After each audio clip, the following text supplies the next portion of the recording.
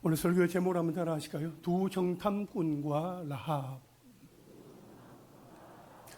여러분, 학생이 선생님의 지도를 받으면서 공부하는 목적은 성적 향상입니다. 또한 고시생이 문제집을 많이 풀어가면서 열심히 노력하는 목적은 고시 합격입니다. 그리고 환자가 수술을 받고 재활치료를 받는 목적은 건강 회복입니다. 이처럼 사람은 누구나 분명한 목적을 가지고 주어진 일에 열심입니다. 최선을 다합니다. 오늘 읽은 본문에 보면 두 정탐꾼의 이야기가 나옵니다. 여러분, 정탐꾼의 역할은 무엇입니까? 임무를 부여받고 적진에 들어가서 발각되지 아니하고 은밀하게 그리고 신속하게 임무를 완수하고 부대로 복귀하는 것입니다. 그런데 오늘 본문에 보면 이 두 정탐꾼은 임무를 시작하는 날 그냥 발각이 되어 버렸습니다. 왠지 어설픈 것 같고 제대로 성공하지도 못할 것 같고 영 엉성해 보입니다. 그러나 거기에 사람의 생각을 뛰어넘는 크고 높은 하나님의 계획, 하나님의 역사가 있음을 보게 됩니다. 우리 함께 살펴보겠습니다. 첫 절 한번 따라 하실까요? 요수아가 보낸 두 정탐꾼. 1절 말씀을 함께 읽겠습니다. 시작. 눈의 아들 요수아가 시팀에서 두 사람을 정탐꾼으로 보내며 이르되 가서 그 땅과 여리고를 엿보라. 그들이 가서 라합이라 하는 기생의 집에 들어가 거기서 유숙하더니. 아멘. 요수아가 시딤에서 두 정탐꾼을 보내며 가서 그 땅과 여리고를 엿보라, 정탐하라, 그렇게 명령을 내렸습니다. 이미 하나님은 요수아 1장에서 요수아에게 너를 능히 대적할 자가 없을 것이다. 너는 내가 그들의 조상에게 맹세하여 그들에게 주리라 한 땅을 이 백성에게 차지하게 하리라. 네가 어디로 가든지 네 하나님 여호와가 너와 함께 하느니라. 이 가나안 정복, 정착, 전쟁에 대한 승리에 대한 이 확신의 말씀을 주셨습니다. 요수아도 그 말씀에 힘입어 백성들을 바라보며 또 백성의 관리들을 통해서 3일 후에 이 요단을 건너가게 될 것이라고 백성들에게 선포를 했습니다. 또한 요단 동편에서 또 이렇게 기업으로 받은 므낫세 그리고 갓 로벤 지파도 전쟁에 함께 참여하겠다고 했습니다. 그야말로 자신감이 넘칠 대로 넘쳐날 수 있는 상황이었습니다. 하지만 이런 상황에서 요수아가 가장 먼저 취한 조치는 정탐꾼 파견이었습니다. 두 정탐꾼을 통하여서 가나안과 여리고의 동태를 면밀하게 파악함으로써 조금의 실수도 없게 하려는 것이었습니다. 여리고는 가나안의 첫 관문이자 가나안 땅에서 가장 강력한 요새 중에 하나였습니다.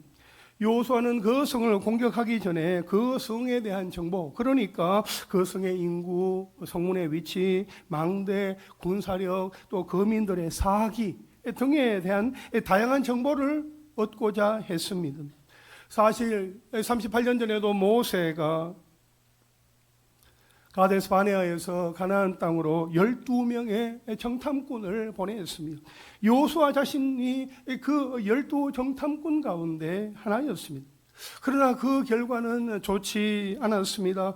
요수아는 이전에 아픈 경험을 갖고 있었습니다. 그래서 이번에는 공개적으로 드러내놓고 정탐꾼을 보내지 아니하고 조용히 보내면서 그것도 2명만 보냈습니다. 그렇게 두 정탐꾼은 명령을 받고 여리고 성으로 들어갔습니다. 그리고 기생 라합의 집을 택해 거기에서 유숙하게 되었습니다. 정탐꾼들이 어떻게 해서 기생 라합의 집에 유숙하게 되었는지는 알 수 없으나 거기에는 라합을 구원하시기 위한 하나님의 섭리가 개입되어 있었다. 하나님의 섭리가 그 속에 있었다 하는 것을 볼 수 있습니다. 그렇다면 하나님은 왜 하필이면 여리고에서 구원할 사람으로 죄 많은 기생 라합을 택했을까요? 어떤 이들은 라합이 단지 여관 주인이었을 뿐이라고 하며 그녀의 행실을 옹호하고자 합니다.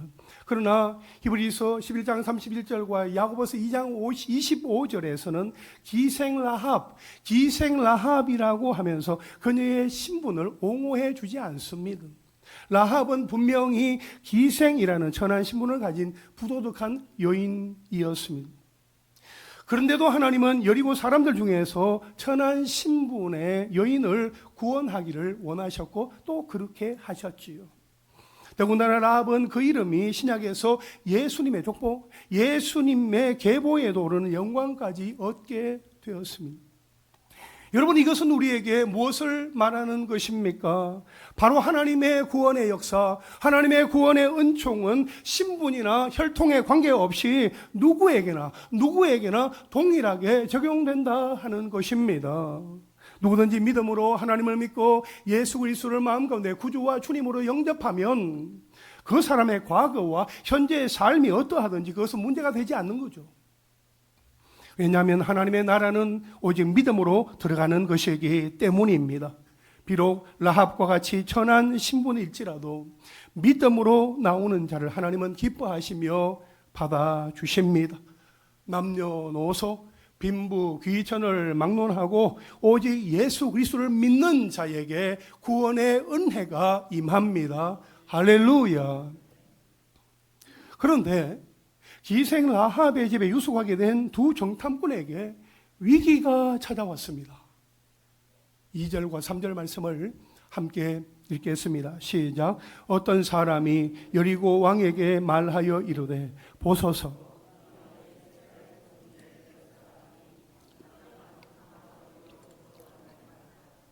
여리고 왕이 라합에게 사람을 보내어 이르되 네게로 와서 내 집에 들어간 그 사람들을 끌어내라. 그들은 이 온 땅을 정탐하러 왔느니라. 아멘. 여기 보면 어떤 사람, 이 사람은 아마도 여리고 성읍의 병사라고 생각이 되어집니다. 당시 여리고의 병사들은 이스라엘 백성들에 대하여 상당히 신경을 곤두세우고 있었기 때문에 두 정탐꾼의 그 정체를 금방 알아보게 되었고, 그들이 기생 라합의 집에 들어가는 것을 보자 지체 없이 여리고 왕에게 보고했으며, 왕은 곧바로 병사들을 보내어서 두 정탐꾼을 잡아오라고 명령을 내렸습니다. 이렇게 여호수아가 보낸 두 정탐꾼의 정체는 곧바로 탄로나고 말았습니다. 두 정탐꾼이 발각됨으로 여리고 성읍 전체에는 비상이 걸리고 아마 야단 법석이었을 것입니다. 여리고의 병사들이 이처럼 쉽게 재빨리 정탐꾼을 발견하고 비상 상태로 돌입할 수 있었던 것은 이스라엘 백성들이 가나안 땅으로 진격해 올 것을 알고 미리 대비하고 있었기 때문입니다. 동시에 이스라엘 백성들이 출애굽하여서 가나안으로 온다는 사실을 소문으로만 듣고 있었던 라합은 여리고의 병사들이 자신의 집에 유숙하고 있던 낯선 손님들을 잡으러 온다는 그 소식을 받게 되었을 때에 그동안 그녀가 들어왔던 이스라엘과 하나님에 대한 그 소문이 과연 사실이구나 하는 것을 확인하게 되었습니다. 곧이어 라합의 집으로 찾아온 병사들은 왕의 명령을 선포하듯이 말합니다. 3절 하반절에 보면 네게로 와서 네 집에 들어간 그 사람들을 끌어내라. 그들은 이 온 땅을 정탐하러 왔느니라 했습니다.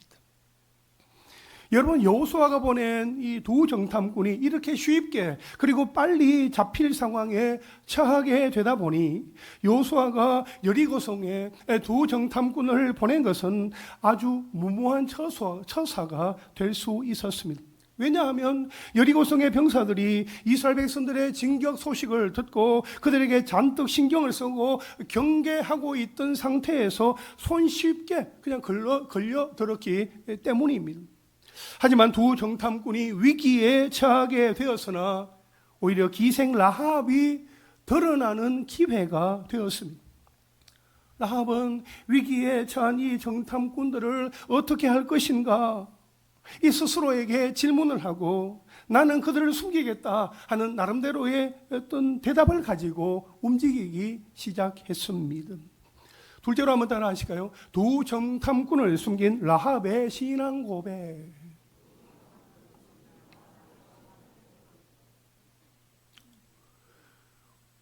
오늘 보면 4절에서 6절까지의 말씀을 함께 읽겠습니다. 시작. 그 여인이 그 두 사람을 이미 숨긴지라 이르되 과연 그 사람들이 내게 왔었으나 그들이 어디에서 왔는지 나는 알지 못하였고 그 사람들이 어두워 성문을 닫을 때쯤 되어 나갔으니 어디로 갔는지 내가 알지 못하나 급히 따라가라. 그리하면 그들을 따라잡으리라 하였으나 그가 이미 그들을 이끌고 지붕에 올라가서 그 지붕에 버려놓은 3대에 숨겼더라. 아멘. 여러분, 기생 라합은 매우 용기 있는 여인이었습니다.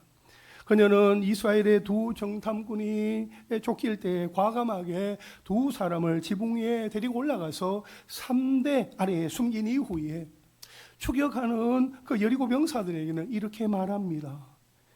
우리 집에 낯선 사람들이 온 것은 사실입니다. 그러나 저는 그 사람들이 어디에서 왔는지는 몰랐습니다. 그들은 날이 어두워서 성문을 닫을 때쯤 밖으로 나갔습니다. 그런데 어디로 갔는지는 모르겠습니다. 하지만 급히 따라가면 그들을 잡을 수 있을 것입니다.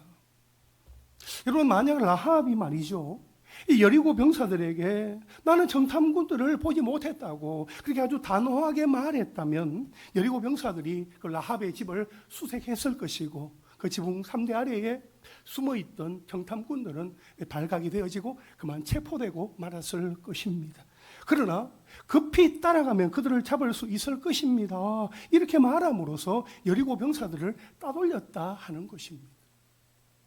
그렇게 여리고의 병사들이 떠나가고 두 정탐꾼이 잠들기 전에 라합이 그들을 찾아갑니다. 라합은 두 정탐꾼에게 자신이 하나님에 대하여 들은 이야기를 하면서 자신의 신앙을 고백합니다. 9절과 10절 말씀을 함께 읽겠습니다. 시작. 말하되 여호와께서 이 땅을 너희에게 주신 줄을 내가 아노라. 너희를 심히 두려워하고 이 땅 주민들이 다 너희 앞에서 간담이 녹나니 이는 너희가 애굽에서 나올 때에 여호와께서 너희 앞에서 홍해 물을 마르게 하신 일과 너희가 요단 저쪽에 있는 아모리 사람의 두 왕 시온과 옥에게 행한 일, 곧 그들을 전멸시킨 일을 우리가 들었음이니라. 아멘. 여러분, 라합은 하나님이 행하신 이 일을 듣고 여리고 사람들이 심히 두려워하고 마음이 녹았다고 했습니다. 그러나 그들은 철벽 같은 여리고성을 의지하였기에 그냥 그것으로 끝이었습니다. 그 이상 하나님을 찾지 않았습니다. 오직 라합만이 하나님에 대한 신앙을 고백하고 하나님 그분 편에 섰습니다. 라합의 말을 들어보면 이스라엘의 그 출애굽 사건은 그 당시 아주 유명한 소식이었습니다. 주위의 모든 나라들이 출애굽 사건을 통하여 여호와가 누구신지 알게 되었습니다. 그들이 알게 된 여호와는 온 세상을 주관하시는 참 신이었습니다. 바로를 이기고 홍해를 갈랐으며 요단 동편에 있는 아모리 족속의 두 왕 시온과 옥을 전멸시킨 매우 강력한 신이었습니다. 그처럼 능력이 많은 신이 죄악이 가득한 나라를 완전히 심판하신다는 소식이었습니다. 그래서 라합은 지금까지 일어난 일들을 보면 여리고는 반드시 망하고 말 것이라고 생각을 했습니다. 또한 라합은 기생이라 여리고성에서 일어난 모든 음란하고 더러운 죄들을 다 알고 있었을 것입니다. 그렇게 라합은 죄와 깊은 관계가 있는 직업을 갖고 있었고 자기 자신이 죄에 깊이 빠져 있었습니다. 그러나 그녀의 마음속에는 이 죄악된 삶을 다 버리고 새로운 삶을 살고 싶은 소망이 있었습니다. 여리고 사람들은 이스라엘에 대해 관심을 가지면서도 죄를 버리는 것에는 관심을 두지 않았습니다. 그러나 라합은 여리고에 대한 미련을 과감하게 버렸습니다. 왜냐하면 지금까지 들은 소문에 의하면 이스라엘 백성들이 가는 곳마다 죄악의 도시는 모두 다 멸망하고 말았기 때문입니다.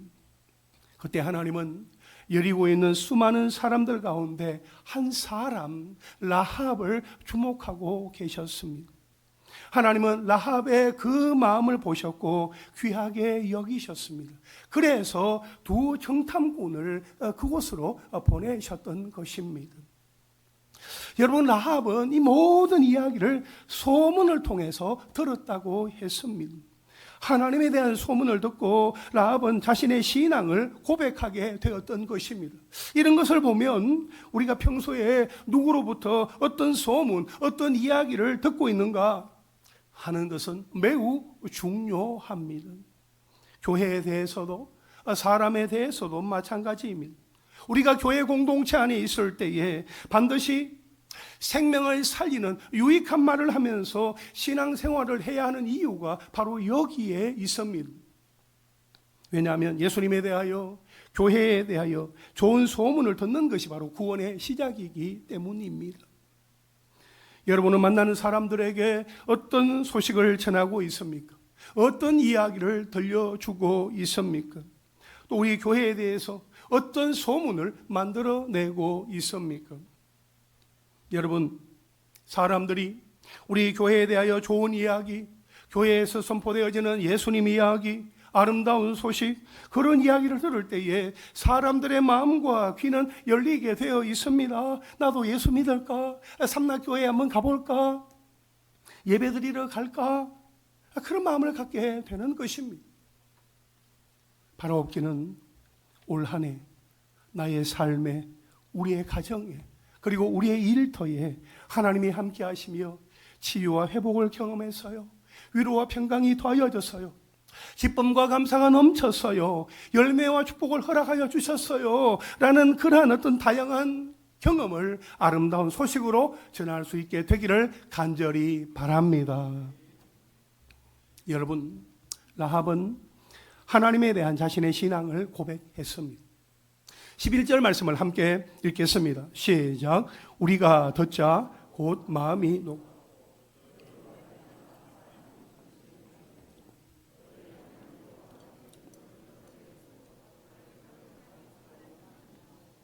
아멘. 여러분, 여리고의 사람들은 하나님에 대한 소문을 이미 듣고 있었습니다. 그 소문에 그들의 마음이 녹았고 사람이 정신을 잃을 정도로 가히 충격적이었습니다.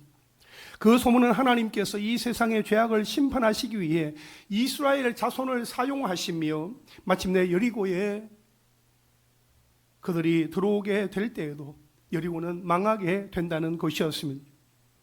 임박한 심판 앞에서 그들은 하나님을 두려워하면서도 아무도 믿음을 가지려고 하지 않았습니다. 오히려 그들의 마음은 더 강팍해지고 더 하나님의 백성들을 대적했습니다. 그들은 하나님의 은혜를 사모하지 않았고 가난한 마음으로, 빈 마음으로 구하지도 않았습니다.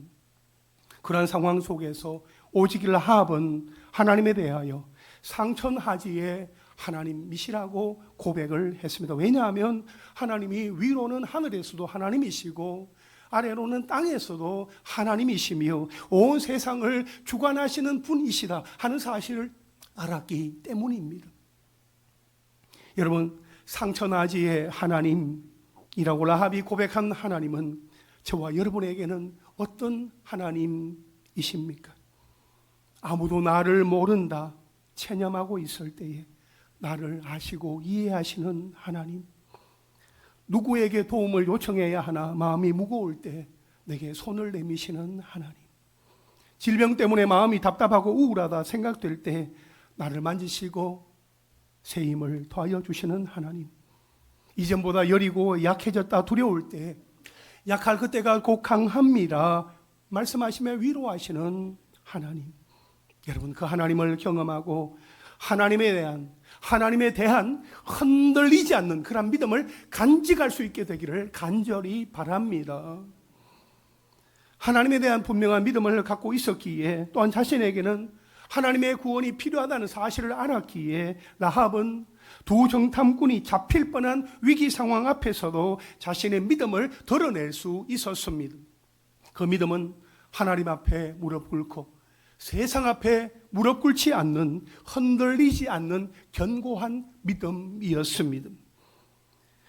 여러분, 아무리 성경 지식이 많고 설교를 많이 듣고 깊은 감동을 받았다 할지라도 라합처럼 자신의 죄인됨과 비천함과 곤고함을 깨닫고 하나님 앞에 무릎을 꿇지 않으면 순간 나를 두렵게 하는 그러한 사건 앞에서 나의 정신을 잃어버리고 마는 것입니다.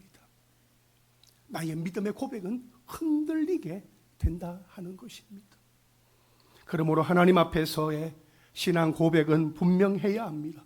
여러분, 신앙 고백의 첫 단계는 나는 누구이고 하나님은 어떤 분이신가?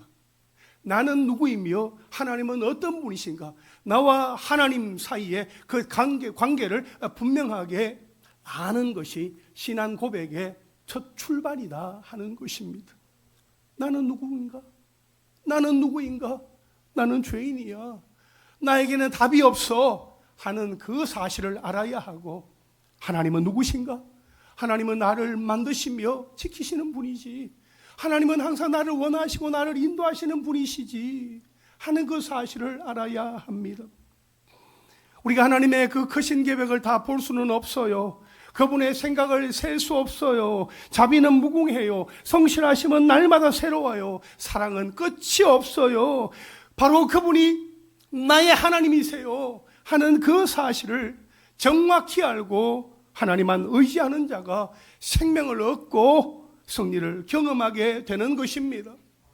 어떤 상황 속에서도 하나님에 대한, 우리 주 예수 그리스도에 대한 분명한 신앙 고백을 할 수 있게 되기를 주님의 이름으로 축복합니다. 마지막 셋째로 한번 따라 하실까요? 라합의 구원 요청과 두 정탐꾼의 약속. 오늘 보면 12절과 13절을 함께 읽겠습니다. 시작. 그러므로 이제 정하노니 내가 너희를 선대하였으니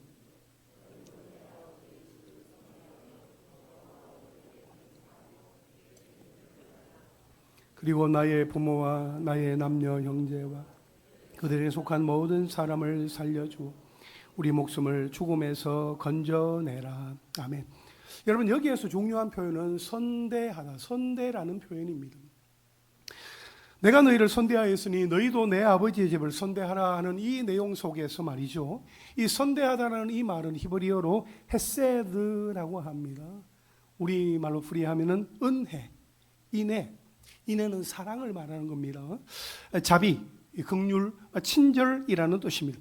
이 헤세드라는 말이 일반적으로는 하나님과 선민 이스라엘 백성 사이의 그 관계를 나타내는 데 사용이 되지만, 여기에서는 사람과 사람 사이의 신뢰, 친절을 말합니다.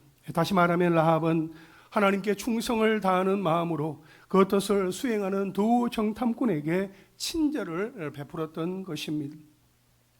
여러분, 라합의 궁극적인 관심은 자신의 가족과 아버지 집 전체가 구원을 받는 데 있었습니다.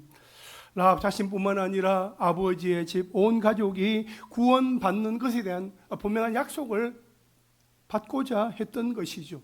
그래서 12절 마지막에 여호와로 내게 맹세하고 했습니다. 여호와로 내게 맹세하고. 라합이 두 정탐꾼에게 이스라엘의 신이요 여호와 하나님의 이름을 걸고 맹세하라 그렇게 말한 이유는, 이스라엘 백성들이 이제 여리고 성을 치고 들어와서 정복할 때에 혹시라도 맹세한 것을 잊을 수도 있었기 때문이었지요. 라합이 이렇게까지 말하는 것은 그만큼 라합에게는 상천하지의 하나님, 그분이 선택하신 이스라엘 그 백성이 되기를 원하는 갈망이 그녀의 마음속에 담겨져 있었기 때문입니다. 그래서 라합은 두 정탐꾼에게 반드시 이 약속을 지켜달라고 요청하고 있는 것입니다. 여러분, 하나님은 라합의 가문을 구원하시기 위해서 순리대로 일하십니다. 먼저 두 정탐꾼이 라합의 도움과 친절과 보호를 받게 하심으로 두 정탐꾼으로 하여금 라합의 요청을 거절할 수 없도록 하셨습니다. 그래서 라합으로 하여금 구원을 받되 비굴함이 아니라 아주 당당하게 구원을 받게 하셨습니다. 아울러 라합이 왕의 명령을 두려워하지 않고 왕의 명령을 거역하고 이 두 정탐꾼을 살렸던 것은 왕의 명령보다도 하나님의 심판을 더 두려워하였기 때문입니다. 그런 측면에서 볼 때에 우리가 살아가는 지금 이 세상에 대하여 우리가 실망하는 것은 지극히 정상입니다. 사람들은 아직도 세상에 있는 것이 우리에게 행복을 가져다 준다고 생각을 합니다. 하지만 세상은 우리의 내일, 우리의 미래에 대하여 속 시원한 답을 주지 못하고 그저 속일 뿐입니다. 그러므로 우리는 우리의 모든 장래를 세상의 소망이신 예수 그리스도, 그분께 두어야 합니다. 우리의 소망, 우리의 행복, 우리의 구원은 오직 예수 그리스도 안에 있습니다. 여러분, 라합은 두 정탐꾼에게 자신의 가족과 이후에 그 모든 과정들을 선대해 달라고, 구원해 달라고 요청을 했습니다. 이제 두 정탐꾼은 어떻게 해야 합니까? 14절 말씀 우리 함께 읽겠습니다. 시작. 그 사람들이 그에게 이르되 네가 우리의 이 일을 누설하지 아니하면 우리의 목숨으로 너희를 대신할 것이요 여호와께서 우리에게 이 땅을 주실 때에는 인자하고 진실하게 너를 대우하리라. 아멘. 여러분, 여기 14절 중반절에 보면 네가 우리의 이 일을 누설하지 아니하면, 이 표현이 나오는데요. 여러분, 이 표현을 직역하면 만일 너희들이 폭로하지 아니한다면입니다. 한글 성경에서는 네가 이렇게 단수로 이렇게 번역이 되어 있지만 원문에 보면 너희들이 이렇게 복수로 되어 있습니다. 이것은 이 한글 성경의 번역과는 다르게 두 정탐꾼이 라합의 집에 숨어 있다는 그 사실을 라합뿐만 아니라 이 라합의 가족들도 알고 있었다 하는 그런 의미입니다. 그래서 두 정탐꾼은 라합이 요청하는 내용을 들어주기 전에 그녀가 먼저 두 정탐꾼의 정체를 누설하지 않고 보호해주는 자비를 베풀어 주어야 한다. 그리하면 두 정탐꾼은 자신들의 목숨을 바쳐서라도 라합과 라합의 가족들을 살려주겠다, 그렇게 약조를 하는 것입니다. 그리고 라합의 요청에 대하여서 두 정탐꾼은 14절 마지막에 인자하고 진실하게 너를 대우하리라 하면서 그렇게 화답하고 있는 것을, 약속하고 있는 것을 우리는 보게 됩니다. 여러분, 하나님이 여호수아를 통하여 두 정탐꾼을 여리고에 보내신 것은 아무도 알지 못하는 가운데 하나님에 대한 믿음을 가지고 있는 라합을 구원하시기 위해서였습니다. 라합은 상천하지에 하나님께서 자신처럼 천한 직업을 가지고 있는 이방 여인을 알고 계실 뿐만 아니라 자기 한 사람을 위하여 이런 놀라운 계획을 갖고 계신 줄을 알지 못했을 것입니다. 여러분, 하나님은 라합을 다 알고 계셨습니다. 보고 계셨습니다. 그 여리고성에 있는 수많은 사람들 가운데서 라합의 가족들을 하나님은 구원하기를 원하셨던 것이요. 마찬가지로 하나님은 우리 마음속에 있는 작은 믿음을 다 알고 계시며 그것을 이루기 위해서 생각지도 못한 사람들을 사용하시고 또 만나게 하여 주십니다. 그런 측면에서 하나님의 백성들은 다른 사람들에게 항상 신실해야 합니다. 한번 약속한 것이 있으면 그 약속을 지키도록 애를 써야 합니다. 그들과의 약속이나 신뢰를 배반하거나 어기는 일이 결코 있어서는 안 됩니다. 두 정탐꾼은 그녀의 도움과 친절을 인정하고 그녀와 그녀의 가족이 구원받을 것을 약속하는 것을 우리는 보게 됩니다. 약속은 중요합니다. 지키기 위해서 있는 것입니다. 약속했다면 우리가 할 수 있는 한, 지킬 수 있는 범위 내에서는 지키려고 애를 써야 합니다. 한번 정한 것은 따라야 합니다. 약속이기 때문에 그것을 변경해서는 안 됩니다. 자신의 감정이나 느낌이나 기분에 따라서 취소하거나 변경하는 것이 아니라 크고 작은 공동체의 결정이라면, 약속이라면 그것을 지킬 수 있어야 합니다. 그것이 약속이고 그리스도 예수 안에서 우리가 지켜나갈 때에 서로가 서로에게 신뢰는 더욱더 쌓여가게 되는 것입니다. 사랑하는 성도 여러분, 우리의 믿음은 단지 나 자신만을 위한 것이 아니라 가족들에게도, 주변의 사람들에게도, 이웃들에게도 하나님의 구원의 통로가 될 수 있습니다. 설 명절을 맞이하여 가족들을 만나고 일가 친척 친지들을 만나게 될 때에 그들에게 구원의 통로가 될 수 있기를 바랍니다. 하나님께서 나로 하여금 사람들을 만나게 하신 데에는 분명한 이유가 있음을 기억해야 합니다. 그저 먹고 마시며 좋은 이야기만 하는 것으로 끝나는 단순한 뻔한 시간이 아니라 그들의 영혼을 돌아보고 그들을 위하여 기도하며 돌아볼 수 있는 특별한 시간이 될 수 있기를 바랍니다.